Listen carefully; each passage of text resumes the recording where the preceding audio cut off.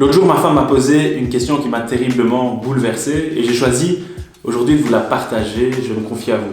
Elle m'a dit ceci. Elle m'a dit: Nicolas, si tu étais encore étudiant à l'heure actuelle, aujourd'hui, comment tu vivrais ce confinement et surtout comment tu vivrais le fait de passer plus de temps chez toi derrière un ordinateur à suivre des cours en ligne plutôt que d'être à côté de tes amis assis en classe.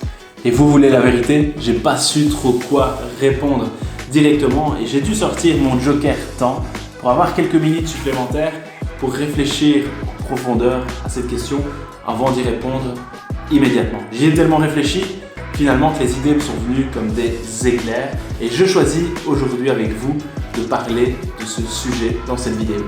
Je vais vous partager mon point de vue sur la motivation, sur les cours en ligne et sur le confinement.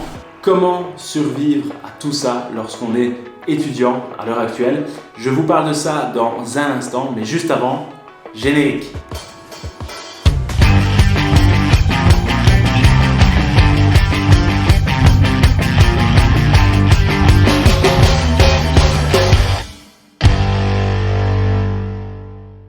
Salut, c'est Nico et bienvenue sur Pépite Éducative, la chaîne YouTube qui vous apprend à apprendre, qui vous apprend à devenir un meilleur étudiant. Si vous voulez soutenir la chaîne et le projet d'aide aux étudiants avec Pépite Éducative, vous pouvez mettre un pouce bleu en dessous de cette vidéo et je vous invite également à pouvoir vous abonner pour ne rien rater puisque je publie des vidéos pour aider les étudiants toutes les semaines.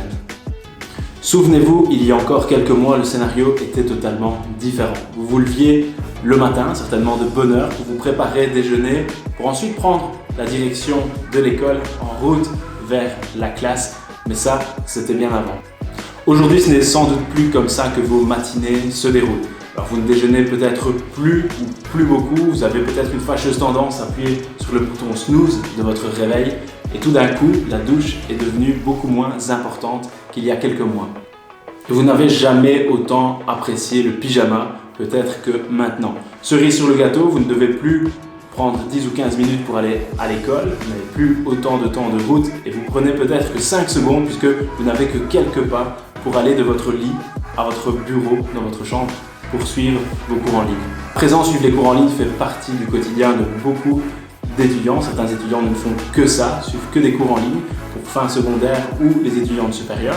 Et certains étudiants font ce qu'on appelle de l'hybridation, donc ils vont à certains moments donnés en classe suivre des cours en présentiel et à d'autres temps, ils suivent les cours en ligne. Et même si les cours en ligne peuvent paraître de prime abord agréables, plus pratiques, ils rendent néanmoins la vie scolaire de certains étudiants beaucoup plus difficile. Ce qui change dans l'équation, ce n'est pas simplement le mode de transmission de l'information qui est différent, et donc de passer d'une salle de cours comme ceci à une salle de cours comme ceci, mais c'est bien les habitudes des étudiants qui ont été complètement bouleversées, qui ont été complètement chamboulées. Résultat des courses, on retrouve quelquefois certains étudiants qui ont perdu toute forme de motivation à suivre les cours en ligne. D'autres étudiants ont plus de difficultés à intégrer l'information de chez eux puisqu'ils ne sont pas en classe, mais ils suivent le cours à distance à travers un écran. Ou encore, on a des étudiants qui ont leur temps d'attention, de concentration qui est beaucoup plus réduit et surtout beaucoup plus volatile. Et donc, certains étudiants, au lieu de suivre le cours à distance sur Zoom, par exemple, ils ont tendance à ouvrir un autre onglet et à jouer à un jeu à ce moment-là, chose qui n'est pas faisable lorsqu'ils sont en classe. Je pense que tout le monde sera d'accord pour dire que d'être à côté d'un ami en classe sur le même banc est de très loin différent que d'être à côté de son ami dans une salle de classe virtuelle sur Zoom.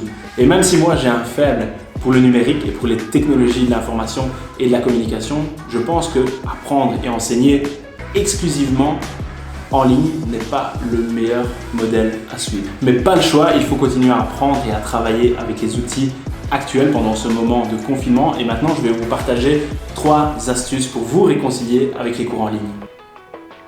Premier truc, il faut créer un espace pour vos cours en ligne ou dédier un espace chez vous, un petit espace pour suivre vos cours en ligne. Alors je sais que c'est tentant, mais n'essayez pas de suivre vos cours depuis votre lit. Votre lit n'est pas un espace de travail, il est un espace de repos. Et faites l'expérience, essayez de regarder un film, par exemple, assis dans votre canapé, le dos bien droit et les pieds ancrés au sol. Et le lendemain, essayez de regarder ce même film allongé sur votre lit, en train de regarder votre film sur votre PC. Alors vous verrez que vous aurez beaucoup plus de chances de suivre le film jusqu'au bout dans son intégralité si vous êtes dans votre canapé, puisque le cerveau associe le lit au moment de repos. Donc si vous êtes dans votre lit et que vous suivez vos cours en ligne, votre cerveau ne sera tout simplement pas. Essayez également de maintenir une certaine organisation sur votre bureau afin d'avoir un espèce de confort mental. Si c'est le désordre sur votre bureau, il y a de grandes chances aussi que ce soit le désordre dans votre tête. Deuxième truc, habillez-vous et apprêtez-vous comme si vous alliez en classe. Alors je sais, moi aussi j'adore le confort de mon pyjama, mais par expérience, je sais que si je bosse en pyjama, je serai beaucoup moins productif que si je travaille dans une tenue normale. Alors vous n'êtes pas obligé d'être en costume cravate, vous n'êtes pas obligé d'être en tailleur ou en robe, mais faites cet effort de vous habiller comme si vous alliez en classe. C'est le même phénomène psychologique qu'avec les pantoufles. Pensez à mettre des chaussures à vos pieds lorsque vous travaillez.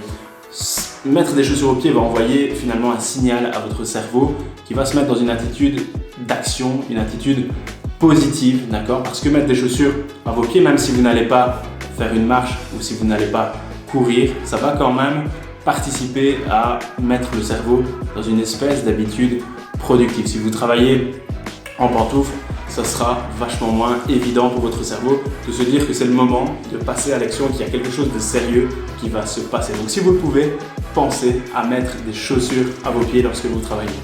Et enfin, un troisième truc, maintenez votre rythme ordinaire.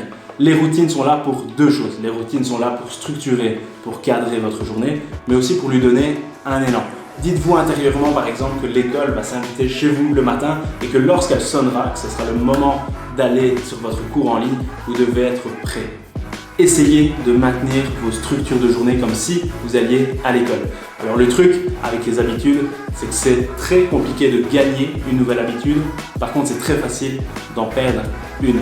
Et donc, si vous accumulez des petites mauvaises habitudes chaque jour, ça va créer une espèce de cercle vicieux. Et lorsqu'il sera le temps, le moment de retourner sur les bancs de l'école, ça va être très dur de rechanger de comportement. Donc, pensez vraiment aux bonnes habitudes qu'il faut maintenir. Ce sont des acquis. Donc, les bonnes habitudes que vous avez développées jusqu'à maintenant, il ne faut pas les perdre. Finalement, après réflexion, j'ai répondu à ma femme ceci. Je lui ai répondu que j'adorais les outils informatiques, mais que j'en avais vachement moins besoin que des contacts réels et des contacts sociaux avec mes amis. Et qu'une bonne partie de foot, finalement, dans la cour de récré, ça valait tous les outils numériques du monde. Alors, comme beaucoup d'étudiants, j'aurais apprécié les cours en ligne, mais pour une semaine, 2 semaines, voire 1 mois maximum. Et très vite, j'aurais voulu qu'une chose, c'est que la situation revienne à la normale pour que je puisse revoir mes amis et mes profs aussi, même si eux m'auraient certainement moins manqué que mes potes. J'espère que cette vidéo vous a plu. Partagez-moi en commentaire comment vous vivez votre confinement. N'hésitez pas à pouvoir mettre un pouce si vous avez apprécié cette vidéo. On se dit à la prochaine dans une autre vidéo. Salut!